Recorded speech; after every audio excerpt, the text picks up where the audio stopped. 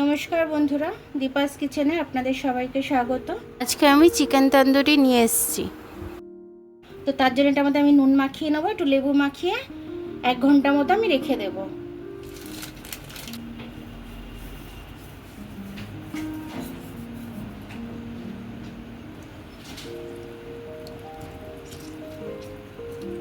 আর একটা লেবু দেবো, এটা লেবু দিচ্ছি আমি উল্টো দিক করে।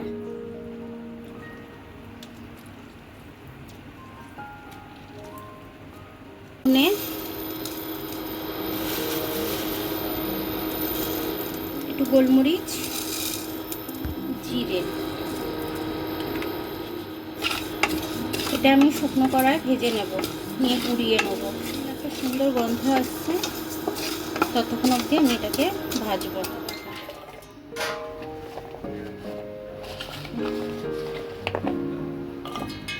লেবু মাখিয়ে রেখেছিলাম, এতটা জল বেরিয়েছে, এই জলটাকে আমি ফেলে দেব।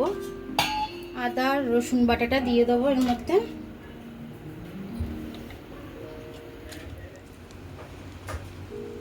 4 চামচের মতো দই দিয়ে দিলাম। আমি যে ভাজা মশলাটা করেছিলাম সেই ভাজা মশলাটা দিয়ে দেবো এবার আমি।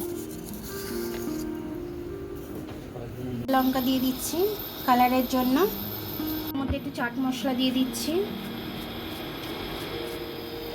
নুন দিয়ে দিলাম 1 চামচ, দিয়ে দিলাম একটু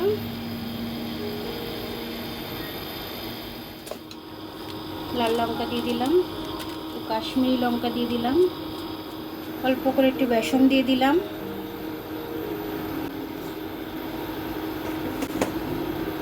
এটাকে এবার আমি ভালো করে একটু ভেজে নেব।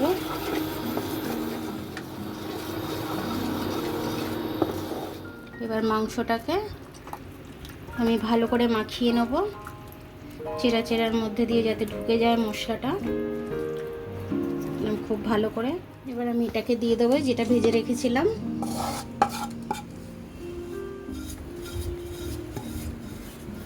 আমি এবার এই মশলাটা ভালো করে মাখিয়ে নিচ্ছি, মাখিয়ে নিয়ে আমি এটাকে আবার 1 ঘন্টা রেস্টে দেব। 1 ঘন্টা রেস্টে দেওয়ার পর তারপরে আমি এটাকে রান্না করব। মানে এখানেই আমার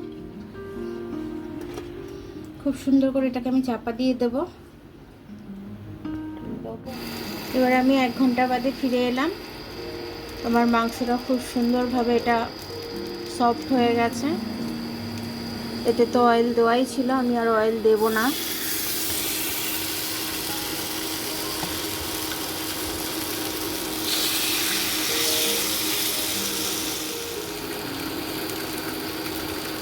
এবারে আমি মশলাটা এর উপরে দিয়ে দেবো।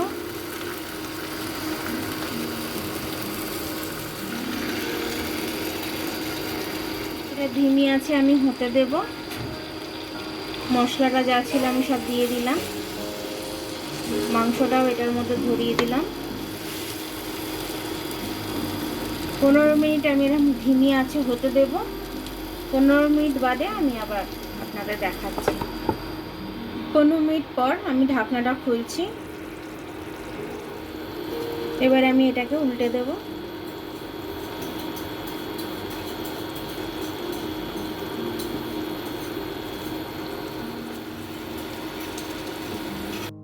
এটাকে আমি আরও 15 মিনিট চাপা দিয়ে রাখবো। আমি উল্টে দিয়েছি, আর 1 মিনিট হয়ে যাক, তারপর আমি আপনাদেরকে তুলে দেখাবো।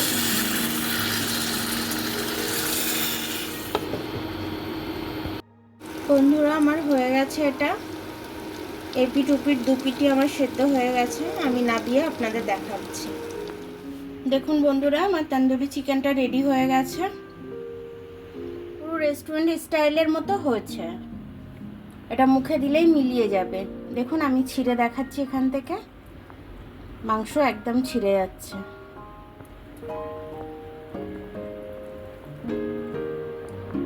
একদম নরম সফট হয়েছে। ঘরে কোনো অনুষ্ঠান হলে স্টার্টার হিসাবেও আপনারা দিতে পারেন এটা। ইভেন বাচ্চাদেরকেও একটু করে দিতে পারবেন, ওরাও খুব খুশি মনে এটা খাবে। আর আপনারাও বাড়িতে আত্মীয় কুটুম আসলে এটা করে দিলে তারাও খুব খুশি মনে খেয়ে নেবে। আমার ভিডিওটা দেখার জন্য অনেক অনেক ধন্যবাদ। আমার ভিডিওটা যদি আপনাদের পছন্দ হয় তাহলে লাইক, সাবস্ক্রাইব, বেল আইকনটা একটু টিপে দেবেন। আর যদি ফেসবুক থেকে দেখেন তাহলে লাইক আর ফলোটা একটু করে দেবেন। আবার কাল দেখা হবে নতুন রেসিপির সাথে। ততক্ষণ আপনারা ভালো থাকুন,